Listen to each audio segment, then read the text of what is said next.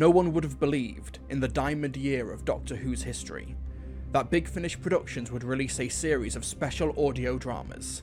No one could have dreamed that it would feature David Tennant, Michelle Gomez, and riff off of H.G. Wells's War of the Worlds. What a strange combination. Hello ladies and gentlemen, my name is Mr. TARDIS and welcome to my review of Big Finish Productions' 5th installment in the Doctor Who Once and Future saga. For those of you who don't know, they've been doing a series of special Diamond Anniversary audio dramas with a selection of doctors and villains and companions and such, which opened with the Doctor in the Time War getting hit by some sort of degeneration weapon, and he's trying to figure out what caused it, who was behind it, and how to reverse the effects. And the saga so far has spanned past lives with the 4th Doctor, the Artist at the End of Time with the 5th Doctor, A Genius for War with the 7th Doctor, Two's Company with the 6th Doctor, now we're at the Martian invasion of Planetoid 50 with the 10th Doctor. And I think on paper, out of all of the Once and Future installments that we have details for, at least when it comes to the casting, this is maybe the most anticipated release of the lot, because obviously everyone gets super hyped whenever David Tennant does anything with Big Finish Productions and involving the Doctor as well, but we also have the Paternoster gang with all of the actors from the TV series reprising their roles, and also in the Once and Future saga, the Master has finally turned up under the guise of Missy, played by Michelle Gomez. But let me back up. The Martian invasion of Planetoid 50 is written by Jonathan Barnes, and it features the 1st Doctor, played by Stephen Noonan, arriving on what appears to be Victorian Earth, but there's some sort of weird red weed that has taken over the landscape. Huge tripods with a heat ray that decimate all in sight. And this Martian invasion was alluded to by weird green mist on the surface of the red planet. Is this sounding familiar? Well, it should, because this is basically H.G. Wells's War of the Worlds. But how has this happened? Because obviously, in the real world, we know that the Martians are the Ice Warriors. They don't have tripods or heat rays, at least of this type. And Victorian London obviously wasn't overcome with a red weed. But before the 1st Doctor can figure any of this stuff out, he's beset upon by a giant walking machine, which fires a laser beam directly at him and regenerates him into a future body. Because for those paying attention, the Once and Future story starts with the 8th Doctor in the Time War, so incarnations of the Doctor, played by actors like Christopher Eccleston, David Tennant, etc., they're in this Doctor's future, so he's not de-regenerated, he's gone forward in his time stream. So the 10th Doctor joins forces with journalist Jessamy Moore, played by Hannah Genesius, in order to figure out not only why is there a Martian invasion on Earth, but why has fiction become real? And as you can probably imagine from the cast, the answer lies somewhere with Missy, who is holding the Paternoster gang hostage, or as I should say, they're more her playthings. Except for Strax, who the Doctor and Jessamy find hiding underground. Let's play a clip from Once and Future, the Martian invasion of Planetoid 50. What are you? Are you from Mars? How dare you! Martians hide themselves in battle armor and constantly spout empty-headed notions of duty and honor. I am from Sontar. And pray, what are the people of Sontar like? Entirely different.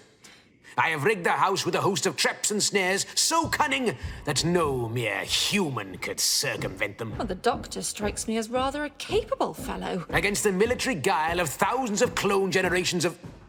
Wait, did you say Doctor? Somebody call? The Doctor? Hero of the Battle of Demon's Run? Scourge of the cyber race? Well... Never seen you before in my life. Oh, but it sounds like you have. You speak like the Doctor. You swagger like him. But the Doctor is a lithe fellow in a bow tie. Or an angry weathered biped with a strange intonation. Or a cheery boy with yellow hair. I'm the Doctor, all right. And you're a Sontaran.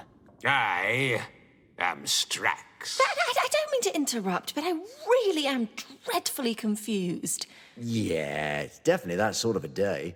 Putting some of my biases on the table here, H.G. Wells's War of the Worlds is genuinely my favourite piece of fiction ever written. I also think that War of the Worlds is Steven Spielberg's most underrated movie, and also it's one of my favourite musicals. With that in mind, when I compare the Martian invasion of Planetoid 50 to the previous installments in this Once and Future series, this is like head and shoulders my favourite so far. Now, I liked the previous stories, but I think that they were kind of more interested in their specific A-plots, and the character interactions that you kind of want from an anniversary story was severely lacking lacking. For example, we're 5 installments into Once and Future, and we've actually barely progressed the actual story as to what has happened to the Doctor, who has the degeneration weapon, how can he reverse it, things like that. That has barely progressed. But that's absolutely fine, because these are first and foremost standalone stories which are a celebration of Doctor Who's history. However, even on that level, they're not really doing an awful lot with the material. Like, for example, in A Genius for War, you've got the 7th Doctor played by Sylvester McCoy, you've got Davros played by Terry Molloy, and they barely have any time to interact with each other because the actual main plot of that standalone story is getting in the way. However, there's something about the Martian invasion of Planetoid 50 where it not only has these really great and interesting character combinations like the 10th Doctor and the Paternoster gang, and of course Missy played by Michelle Gomez, but it doesn't compromise the actual plot of the story or get in its way. You still get these really novel and fun interactions with these characters for what is essentially a fan service celebration. Now, for those wanting a beginning to end David Tennant and Michelle Gomez Scottish actor off or whatever, you're not really going to get that here because they meet each other halfway through and they keep on getting interrupted. But not only does that give the story itself a good sense of escalation as it progresses, but it does also allow the Paternoster gang to shine through in really interesting ways. Now, I think that Catherine Stewart as Jenny kind of drew the short straw of the three because she spends most of this story hypnotised and under Missy's control, but her and Madame Vastra, played by Neve McIntosh, do get some great scenes with each other, and seeing how characters like Missy and Vastra interact with each other, where Missy essentially has all of the emotional leverage here, is a really cool concept with some great actors, the majority of whom are Scottish, being faithful to the characters from the TV series, but still finding new and interesting ways to evolve them. Oh, well, look at this, a tissue compression eliminator. That's a blast from the past. You know, I can make her pocket-sized. What do you fancy, 6 inches high or 3? She'd be made to measure. Ah! Get it? Made, as in, you know, domestic, and made as in, I don't know why I bother. You are provoking me, but the fire of my vengeance is already stoked. Sorry, am I meant to be scared? No, I'm just not sure. I just want to check. You know, am I meant to be scared of a talking handbag? Let's find out. Unlock these chains if you dare. Ooh, yes, well, I do dare. You know, so long as this one's at my mercy, you can't lift a lizardy digit. What do you make of my pet, Jenny? Scary-looking beastie, isn't she? She is strange, Jenny, my love, no, but she is beautiful. Ah, enough of that. Go away, girl. Yes, mistress. whatever you do, you cannot break our bond. I can break her. That's my point. Yeah, there's a bit of ambiguity as to whether or not the Paternoster gang have met this incarnation of the Doctor. For example, Strax does not recognise him, but Jenny and Vastra seem to. I can overlook that because the whole premise of the Martian invasion of Planetoid 50 means that time's gone a bit wibbly anyway. And because we're using H.G. Wells' War of the Worlds as a bit of a template for this story, it means that we can speedrun those greatest hit moments from that story and focus much more on the characters. It's a really effective shortcut. Not to say that Jonathan Barnes was being lax with the story here, far from it. There's some amazing references and moments, and I'll have you know that as Strax was dreaming and talking about the idea of a brave new world underground, I was guffawing in my car whilst listening to this story. It was a hoot. I was laughing. So yeah, the references are on point, the character stuff is really strong, but of course the performances are absolutely delicious. David Tennant is so great and enthusiastic as he always is, but he also has to go head to head with Michelle Gomez, and David Tennant is one of the best actors to have ever been the Doctor, but it's obvious here that he has met his match with Michelle Gomez, who is just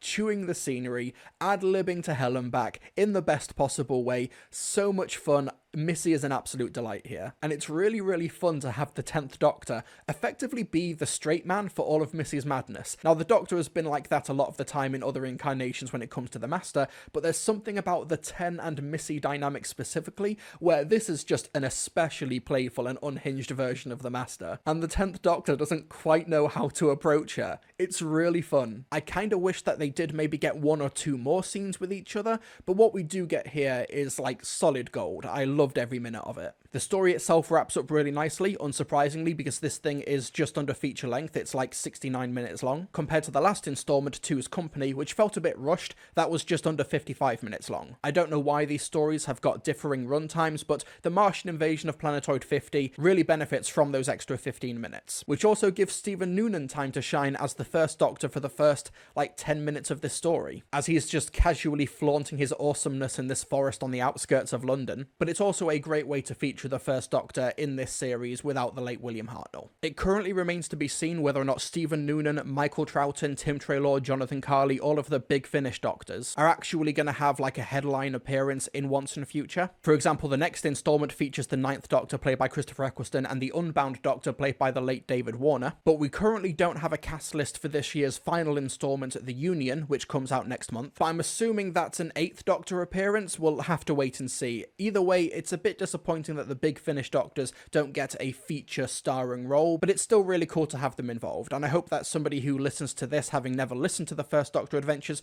checks them out because they're really, really good. And also, if you like Stephen Noonan as the First Doctor in audio, check out my audio adaptation of John Lucarotti's Brief Encounter, a Doctor Who magazine short story from the 1990s, which features the First Doctor. It's on my channel, there's a link to it in the description below. Anyway, enough of the plugs. The Martian invasion of Planetoid 50 is easily my favourite Once and Future installment so far, where it's able to balance really strong character work, a really effective story, which obviously pays homage to my favourite piece of fiction, but I still think even removed from that bias, it still works on its own, whilst also delivering great Doctor Who fan service. The cast are an absolute delight, with David Tennant and Michelle Gomez just having the most incredible chemistry with each other. I don't know if they recorded with each other, but either way, their Doctor and Master combination was an inspired choice for this Diamond Anniversary series. Although maybe they could have got John Coleshaw as the Ainley Master. He's really good in the Big Finish productions where he plays that version of the Master.